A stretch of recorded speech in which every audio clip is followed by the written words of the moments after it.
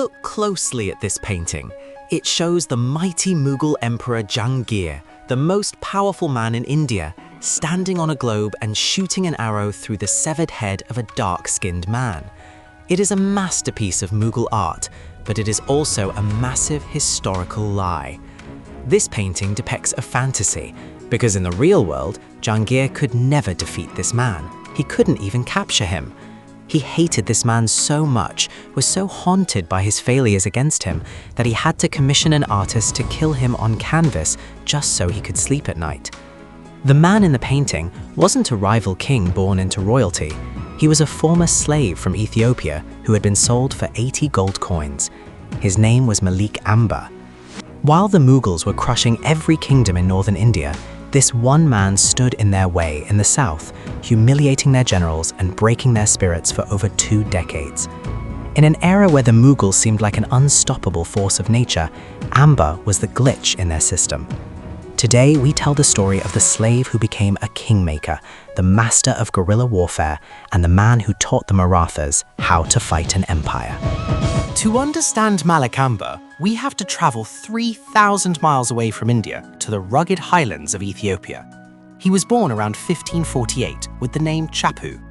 He belonged to the Maya people, a group known for their resilience. But his life of freedom ended early when he was snatched by slave traders during a period of intense regional conflict. This was the peak of the Indian Ocean slave trade, a massive network that moved thousands of East Africans, known in India as Habshis, across the sea to the markets of the Middle East and Asia. Chapu's journey was grueling. He was first taken to the slave markets of Mocha in Yemen, then sold to a merchant in Baghdad. It was here that he was renamed Ambar.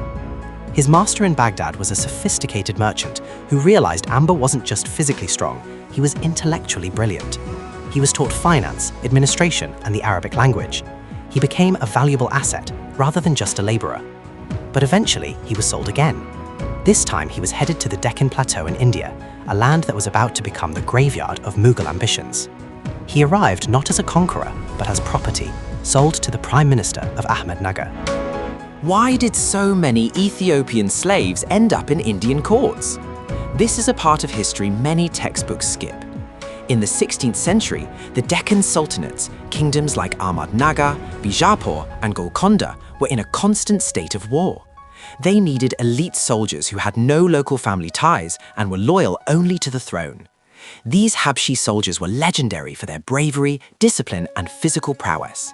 They weren't just soldiers, they were the special forces of their day. Ambar was bought by the Prime Minister of Ahmednagar, a man named Malik Ambar. Here is the twist. Malik Ambar was himself a former Habshi slave. Under Khan's mentorship, Ambar wasn't just treated as a guard, he was an apprentice in the art of statecraft and military strategy. He learned how to manage a kingdom's finances and how to lead men in the unique, rocky terrain of the Deccan. When Malik Ambar died, his widow granted Ambar his freedom. Most people in his position would have taken their freedom and lived a quiet life. Ambar did the opposite. He took a small band of loyal followers and became a mercenary commander. He realized that in a crumbling kingdom, a man with a sword and a brain could become anything he wanted. By the early 1600s, the Mughal Empire was moving south. Akbar the Great had already captured the fortress of Ahmednagar, and his son Jahangir was determined to finish the job. The Mughals had the largest army in the world, a massive glittering machine of war with heavy cavalry, thousands of musketeers, and elephant corps that could flatten cities. Every Deccan kingdom was terrified, but Malik Ambar saw a weakness that no one else did. He realized the Mughal army was like a heavy hammer. It was powerful, but it was slow, loud, and required massive amounts of food and supplies to keep moving. Ambar raised an army of nearly 50,000 men, but he didn't just recruit other Africans. He did something revolutionary for the time. He recruited the local Maratha warriors, who at the time were mostly scattered clans of hill fighters. He recognized their potential long before anyone else. He realized that the Marathas knew every inch of the rugged, hilly terrain of the Deccan better than any invader ever could. He trained them in a new style of fighting called Baghdad. Today, we call it guerrilla warfare.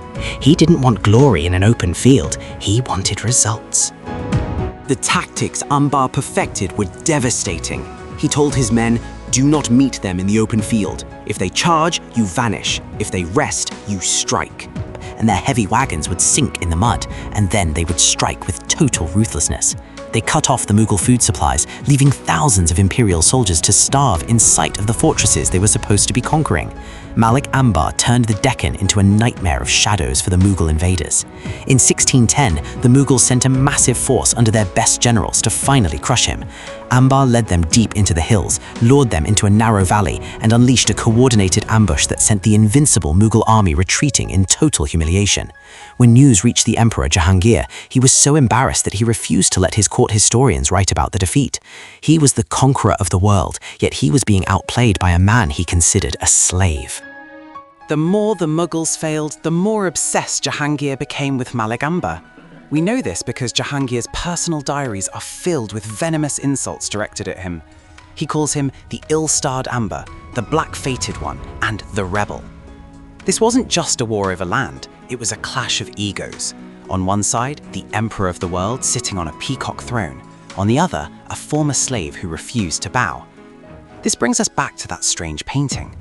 Jahangir was so desperate for a victory that he couldn't achieve in real life that he turned to art. He had his court painter, Abul Hassan, create a scene where Jahangir is a giant, divine figure shooting an arrow into Ambar's head. If you look at the painting, there are owls and angels. It's a dreamscape. It was the 17th century version of fake news, or a deep fake, an attempt to reclaim dignity through propaganda because his actual generals were failing him every single year. While Jahangir was shooting arrows at paintings, Malik Ambar was busy building a state. But Malik Ambar wasn't just a warlord who knew how to hide in the hills. He was a visionary builder and a brilliant administrator. He realized that to stay independent, he needed a capital that was both defensible and prosperous. He founded a city called Kadki. He didn't just build walls, he built an economy. If that name Kadki doesn't sound familiar, you might know it by its later name, Aurangabad. Ambar's engineering genius is still functional today. He realized that the Deccan was prone to drought, so he built an incredible underground water system called the Naheh-Ambari. Using only gravity and clever stone channels, he brought fresh water from the hills into the city through a series of manholes and pipes. It was a marvel of medieval engineering, so well designed that parts of it are still used by the people of the city 4 centuries later. He also revolutionized the land revenue system. Instead of squeezing the farmers like the Mughals did, he created a system where the tax was based on the actual harvest. This made the local population fiercely loyal to him. He wasn't just an African ruling in India, he had become a champion for the people of the Deccan. Malik Ambar died in 1626 at the age of 78. He died in his own bed, a free man, a prime minister, and a legend. He was never defeated in his lifetime.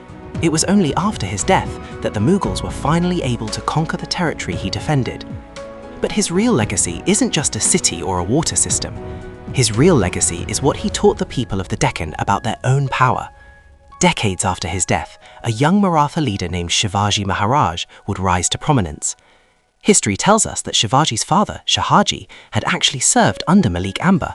The guerrilla tactics, the use of light cavalry, the Baghi-Giri system, these were the lessons passed down from the Ethiopian slave king to the founders of the Maratha Empire. Without Malik Ambar, the map of India might look very different today. The story of Malik Ambar is a reminder that history is often far more diverse and surprising than we are taught in school. It's a story of a boy from the Ethiopian highlands who refused to accept the chains he was born into. He crossed an ocean as cargo and ended up as the most feared man in the Indian subcontinent. He proved that even the greatest, wealthiest empires on earth can be humbled by a person with the right strategy, the right allies, and the courage to stand their ground. Malik Ambar, the slave who became a kingmaker, remains one of the most remarkable figures in the history of us all. He reminds us that greatness isn't about where you start, it's about where you refuse to stop.